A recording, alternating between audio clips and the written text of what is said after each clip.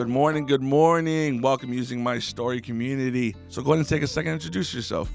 My name is Amanda, and I'm from Orange County, California. Amanda. My dude, Amanda. Yes. So, as you know, this platform is used to help mental health, reach out to people who are suffering from mental health, also like substance abuse. People are currently in addiction. People are in recovery. The title says it all, right? Using My Story. So just go ahead and let's just jump right in. Let's talk about your drug choices. Okay. And how that was affecting your life. That's what we're going to do today. I've been sober for now 2 years and a couple months. 2 years and a couple of months, or 2 years in a couple of months? 2 years and a couple of months. Nice. Yes, nice. My sobriety date was October 31st of 2021. Oh, you're a Halloween one. Yes. That's usually the day most people are using, but you decided to get sober. It's true. That's awesome. So let's talk about, your childhood. Okay. And what that affected you in your addiction. Wow. So, okay. How was your childhood growing up, Amanda? So, my childhood growing up was good. I was wealthy, coming from a parent. My dad, he took care of us, me and my brother. My mom passed away when I was 4 years old, so my dad was always working and provided everything that we needed. My brother was very safe and protective, so I was a baby sister who followed him everywhere. And I grew up in that kind of conditional family where anything that I wanted, I was able to attain. So that was how I grew up. Couldn't imagine, kind of relatable story with mine, right? With my daughter, raising her the same way, and losing your mom that young had to be rough. Yes. So we're glad that you're taking the time to come out, because I'm sure that there's somebody in the community that can possibly relate. Yeah. Somebody who's going to need to hear those things, that sobriety is obtainable and is attainable. So, thank you for doing that.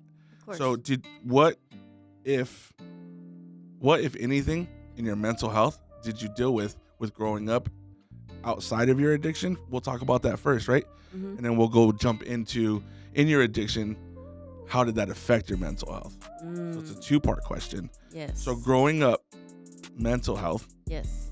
what issues did you deal with?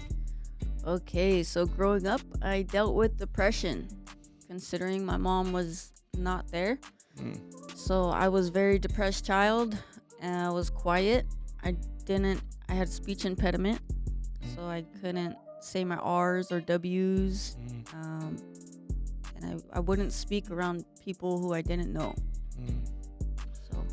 So fairly isolated, Yes. right? So and then you have a father who I'm sure was super protective over you, Yes. right? Securing you, making sure you're good. Yes. Like you stated, your big brother. Yes. So you had a double up. Yeah. So you're kind of sheltered from the world Oh, for sure. to make sure that Amanda was good. Yes. Okay. So depression. How did that increase when you were in your addiction? I had a suicidal attempt Okay. when I was about 13 years old. Okay. I filled the tub up with warm water, and I had a razor ready to cut myself the long way. I was very intentional of how I would do it, but something stopped me, and I decided otherwise, and I just cried myself to a state of calm and peace. Okay. So. Okay. Yes. It's okay. Yeah. I mean, those are all things that when we do these podcasts, right, and we share some of the deepest things that we've never shared with anybody, and you open up on this podcast, there's a reason behind that. It's kind of intentional, right? So that somebody out there that's going to watch this video is going to relate to that. Yeah. But they're going to see you here today and know there's a chance. Yeah. It's going to be okay. You're going to be okay. There you go. So when you started using, what point did you say, okay, I'm addicted? Like now I'm in the trench. Wow. If I could think back to it, it was when I was using meth for the first time, and the relationship that I was in, we broke up, and I would continue to use. without being in that relationship, Mhm.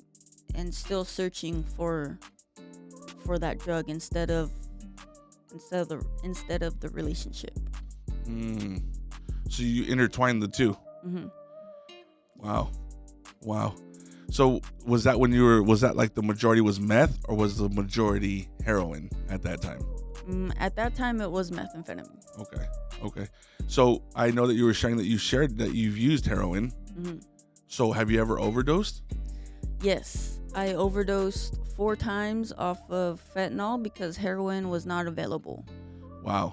Mhm. Let's jump into that, because as we know, fentanyl is now an epidemic. Yes. Fentanyl is in everything, Yes. especially like in the field that we work in. We know at the Yeah. end of the day, this is something that is killing Yeah. constantly and consistently. It's a Sad. Russian roulette. It's a game Yeah. of Russian roulette and addiction now. Yeah, it's super sad and it breaks my heart every time.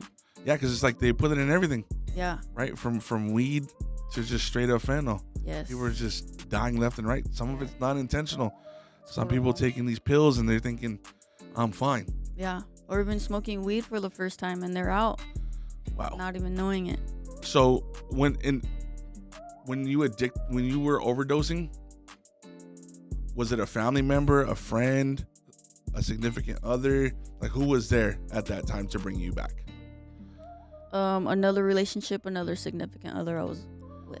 Okay, so that affected you, Hmm. right? And obviously affected that relationship, Yes. right? Because that's an obvious stressor, Yes. right? It's like, oh man, this chick overdosing on me. Yeah. Okay. And so when you came back, how did you deal with like the worst one? Because we won't go over every single one. Yeah, for sure. We'll go over like the last one that you were like, damn. Wow. The last one where I said wow was, well, let me bring it back to the first one where Okay. I overdosed for the first time. I woke up and was like, wow, give me some more. I want more of that. Whatever that was, I want some more of it. So when you say I want more, were you talking about the fentanyl or the Narcan?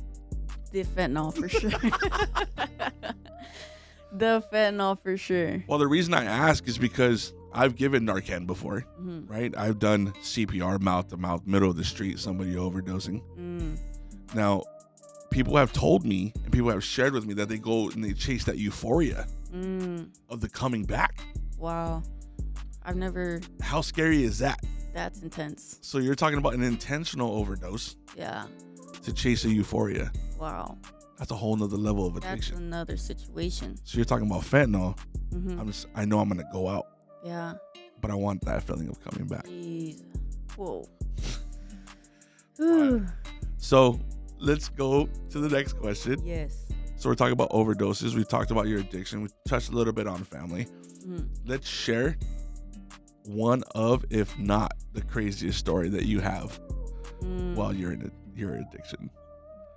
I was using heroin and I was in my room and I felt very dark, depressed, anxious, and I started to lose my mind.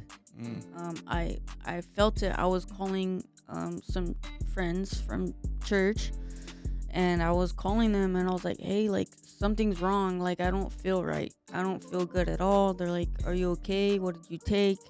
And I told them I took meth. I took meth and I need help. I don't know what to do. Help me, please. Like I'm going crazy. Mm-hmm. And so at that point, my phone had started to become quiet, and I couldn't hear the person on the other side of the phone anymore.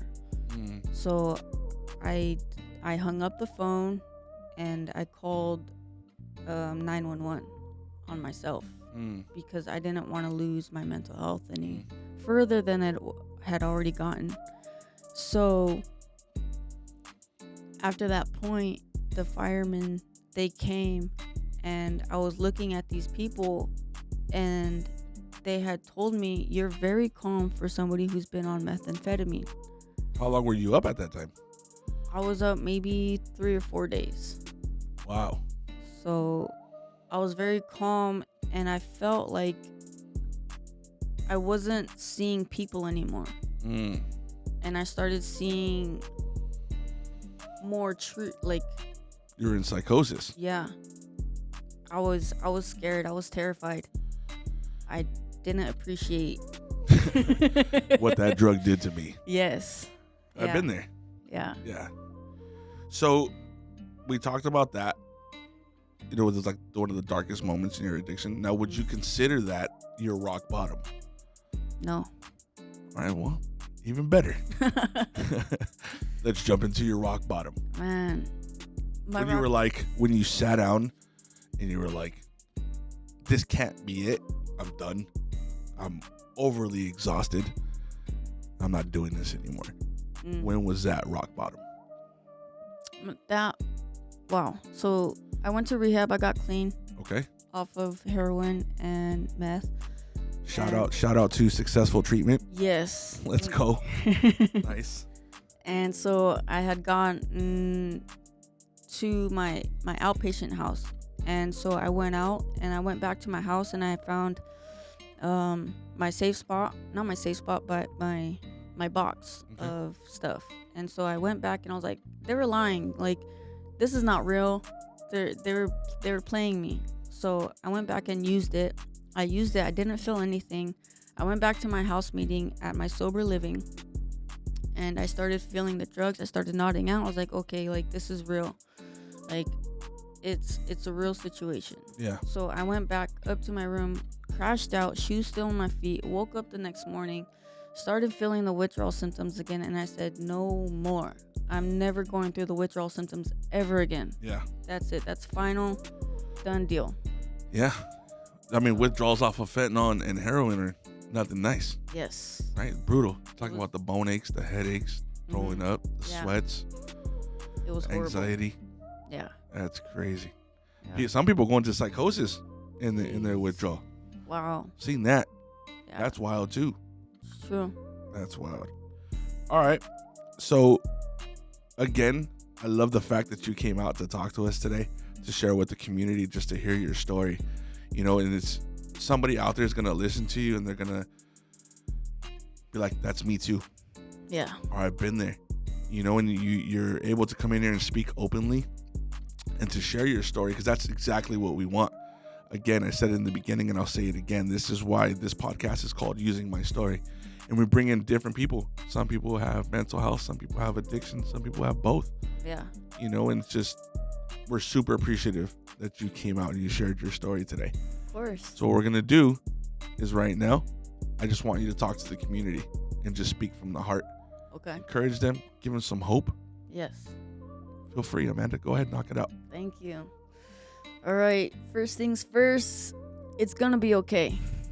Don't worry about where you're at right now, because there's a hope. There's a way out. Surround yourself with good people, a good support system. Find yourself someone who you are able to open up to, and that you're able to drop everything. Trust, basically. Be able to trust that person. Could be scary, but it's worth it. And know that that's it. That's really. And that's super huge, because in addiction and when people are suffering from mental health, one of the biggest things that we suffer from is trust. Yes. Right? We never feel like we can trust again. Yeah. But if you find that one person that you can trust without judgment, without condemnation, Yes. man, that's when you find freedom. It's true. Right? Yes. So thank you guys for joining us and jumping in on Using My Story. We appreciate you guys. If you guys need help for mental health, substance abuse, you guys need somebody to talk to, hit that link in the bio. We're more than willing to help you guys. All right. Until next time, guys.